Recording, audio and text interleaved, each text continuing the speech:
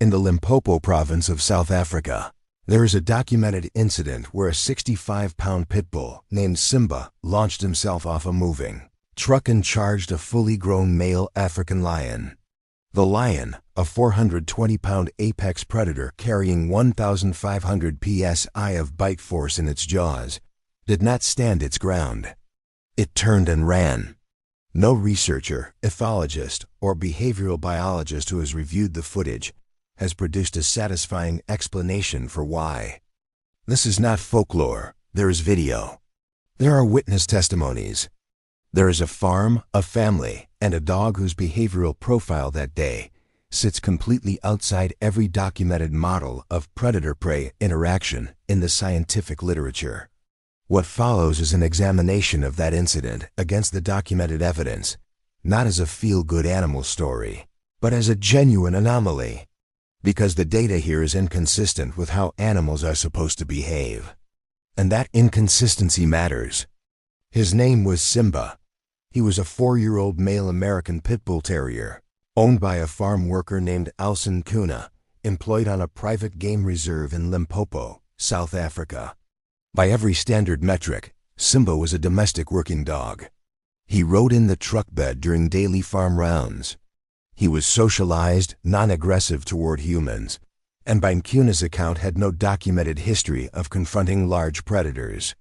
He was a companion animal who spent his days doing what farm dogs do, patrolling boundaries, riding along, being present. Nkuna had raised Simba from a puppy.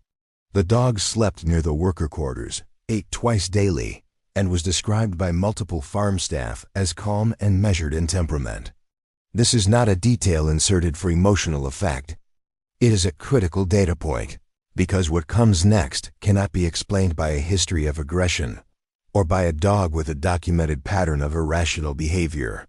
Simba was by all accounts a stable, predictable animal, which makes the event of that afternoon an even deeper inconsistency. It was a standard afternoon circuit on the reserve. Nkuna was behind the wheel of a light utility truck, making the routine boundary check that farm staff performed daily. Simba was in the truck bed, which was his standard position during these rounds. The reserve bordered unfenced wilderness, a known corridor for wildlife movement, including members of a local lion pride that had been tracked by reserve management for several seasons. The lion had been flagged earlier that week. Reserve monitors had documented a male, estimated at 6 to 7 years of age, operating closer to the farm perimeter than usual. This was logged as a low-level threat advisory, the kind of notation that gets made and filed and rarely acted upon, because lions in the region occasionally push boundaries and then pull back. Standard predator behavior within a documented range. What was not standard was the lion's positioning that afternoon. It had moved inside the perimeter. It was not in the open bush. It was in close proximity to the farm's outer structures. And when Nkuna's truck rounded the bend and the headlights swept the ground ahead, the lion was standing approximately 30 meters from the vehicle, stationary, alert, in full view. Here is where the first anomaly occurs, and it is the breadcrumb that unlocks everything else. When the truck slowed, Simba did not bark. He did not vocalize at all. Witnesses present in a follow vehicle reported that there was no audible warning from the dog. No elevated hackles visible at distance.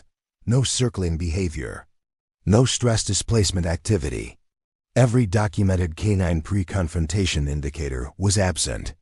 Simba simply stood at the edge of the truck bed, read the distance between himself and the lion, and launched. He cleared the truck bed rail and hit the ground running before Nkuna had time to apply the handbrake. Let's pause on the biomechanics of this moment, because the numbers tell a story that pure narrative cannot. An adult male African lion averages between 180 and 250 kilograms.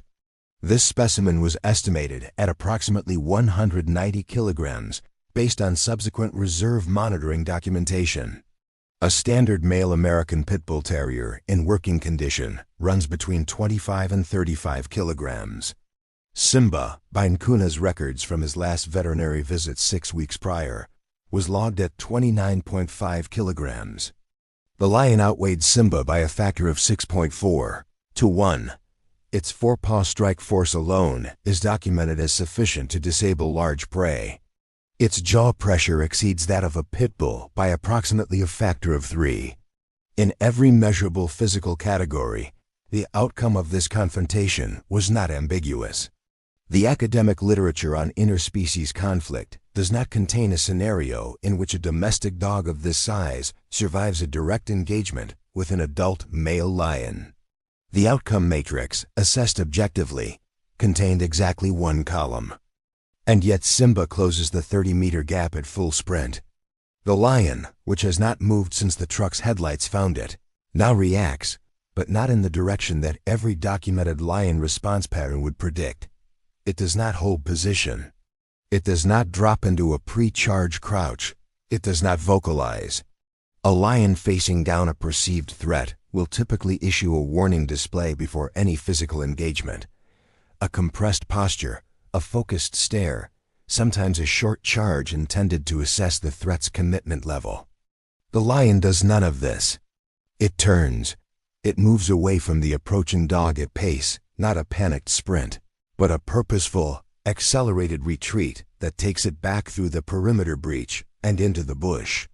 Simba pursues it for approximately 40 meters before pulling up and returning to the truck. The entire sequence, from launch to return, lasts less than 90 seconds.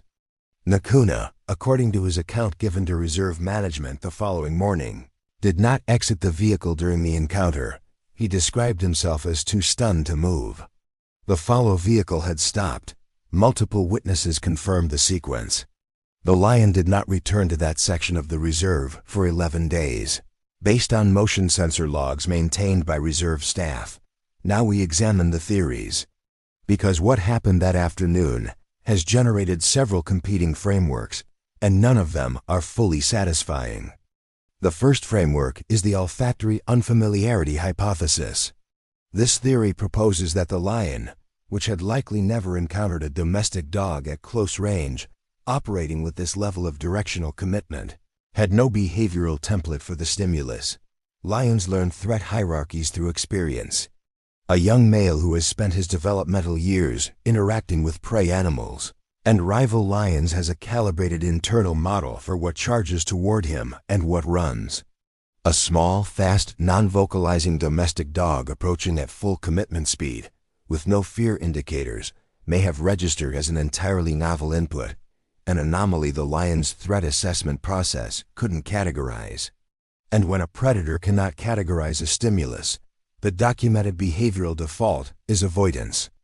This is a coherent hypothesis. It is also incomplete, because it doesn't explain why Simba showed no stress response prior to the charge. The second framework is the commitment signaling theory. This is more interesting. Research in animal behavior has documented that the degree of commitment projected by an approaching animal, specifically the absence of fear signals, can trigger retreat behavior in predators that would otherwise dominate the interaction physically. Lions, like most apex predators, are behaviorally risk-averse. An injury in the wild equates to sustained functional compromise that predators treat as unacceptable risk. A lion that takes a bite to the face from an animal it underestimated, even if it ultimately wins the engagement, has potentially compromised its hunting effectiveness for weeks. The calculus a lion runs in a confrontation is not purely about physical dominance. It is about projected cost versus projected benefit.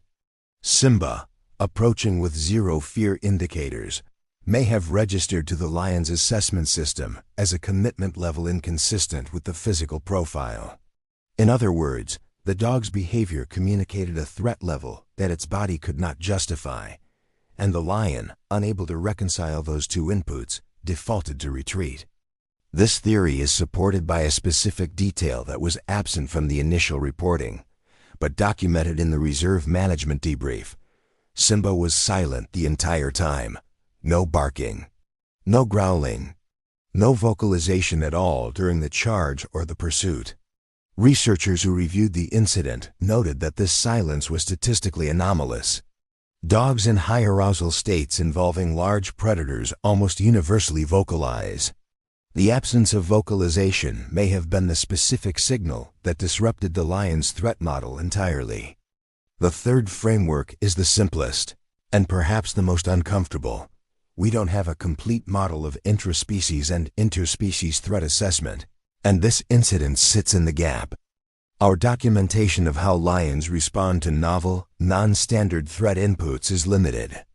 Our understanding of what behavioral variables drive a domestic dog past its biological self-preservation threshold is equally limited. The incident happened. The data is documented. The explanation remains, as of the most recent academic review of this case, incomplete. Now return to the breadcrumb planted at the start of this investigation. Simba showed zero stress indicators before the charge, no elevated hackles, no vocalization, no circling. He stood at the edge of the truck bed, read the situation, and launched. Ethologists reviewing the footage flagged this as the most anomalous element of the entire sequence, not the lion's retreat, but Simba's pre-charge state. Because here is what that data point tells us. Simba was not acting from fear. He was not acting from panic. The hormonal cascade that produces impulsive, self-destructive behavior in animals, the freeze-flight-fight sequence that adrenaline triggers, does not produce that profile. It produces hackles. It produces vocalization. It produces displacement behaviors. Simba displayed none of those. His physiological state, as observable from the footage, was closer to what behavioral researchers describe as task-focused arousal, the same state documented in working dogs performing high-stakes search operations, or in trained protection animals executing a known protocol. Except Simba had no training for this. He was a farm companion dog. He had no documented exposure to large predator scenarios.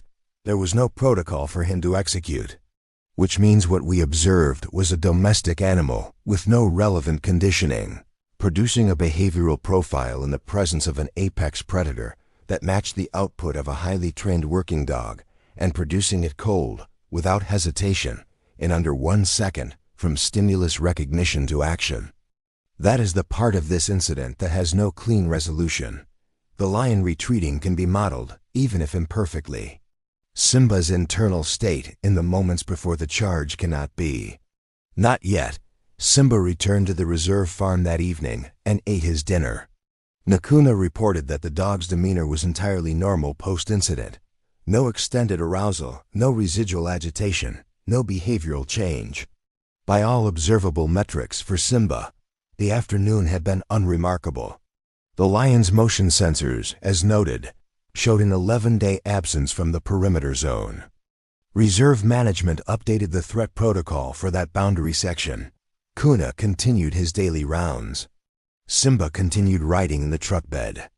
And somewhere in the Limpopo bush, a 420-pound apex predator with 1,500 psi of bite force adjusted its range in response to an animal 1/6 its weight, an animal that walked back to a truck and ate its dinner like nothing happened. The biomechanical models say this outcome had a near-zero probability of occurring. The footage says it did. The behavioral data says Simba knew something, or processed something, that our current frameworks cannot fully map. What unseen variable allows 29.5 kilograms of resolve to rewrite the threat calculus of 190 kilograms of apex predator and do it in under 90 seconds? The case remains open.